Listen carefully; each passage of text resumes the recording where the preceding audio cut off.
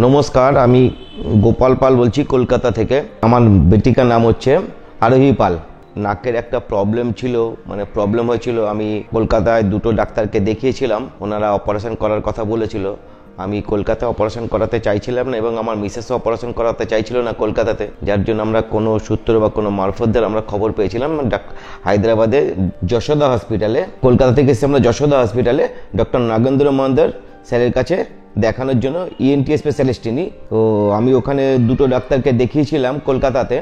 দেখানোর পরে উনি 2 মাসের ভেতরে অপারেশন করার একটা ডেট দিয়েছিলেন এবং 2 মাসের আমাদের ওষুধও দিয়ে দিয়েছিলেন। আমরা কলকাতায় ফিরে যাওয়ার পরে আমরা কলকাতা থেকে ওনার অ্যাপার্টমেন্ট নিয়েছিলাম।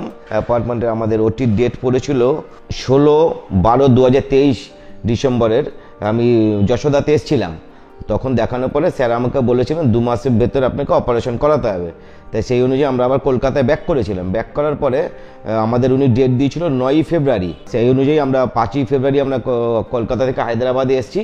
ডাক্তারকে দেখানোর পরে ডাক্তারবাবু কিছু চেক আপ দিয়েছিল। 7 তারিখ 8 তারিখ চেক আপ করার পরে 8 তারিখ রাতের বেলা আমার মেয়েকে ভর্তি নেওয়া হয়। ভর্তি নেওয়ার পরে আমি আর আমার মিসেস মেয়ের পাশেই ছিলাম। 9 তারিখ সকালবেলায় 6টার সময় মেয়েকে ওটিতে নিয়ে গেল। 9টা 9:30টার সময় অপারেশন হলো। 10টা 10:30টার ভেতরে আমাদেরকে বেডে দিয়ে দিয়েছিল। তারপরে আমার মেয়ে ধীরে ধীরে সুস্থ হয়ে যাওয়ার পরে 10 তারিখে স্যার আবার চেক আপ রাউন্ডে আসার পরে 10 তারিখে স্যার ছুটি দিয়ে দেয় আমার মেয়েকে। সেই অনুযায়ী আমরা 10 তারিখে যশোদার গেস্ট হাউসে আমরা খোঁজ নিয়ে দেখলাম যশোদার একটা গেস্ট হাউস আছে। আমরা গেস্ট হাউসে আসলাম। হসপিটাল থেকে গাড়ি করে আমাদেরকে যশোদার গেস্ট হাউসে পাঠানো হয়েছে। ইভেন স্যার প্রত্যেক দিন আমাদের সকাল আর সন্ধেবেলা 2টো করে ইঞ্জেকশন ছিল। আমাদের যশোদার এই গেস্ট হাউস থেকে হসপিটাল থেকে গেস্ট হাউসে যশোদার গাড়িতেই আমাদের যাতায়াত আমাদের নিয়ে যাওয়া হতো আর দিয়ে যাওয়া হতো।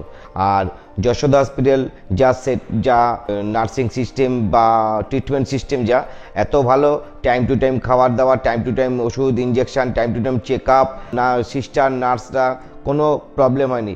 ইভেন আমাদের এখানে আমার বেবির পাশে আমার মিসেস ছিলেন, নিচে আমার এখানে ডবল বেড ছিল, আমার মিসেস ছিল, আমরা দুজনেই ছিলাম আমার বেবির পাশে, আমার মেয়ের পাশে।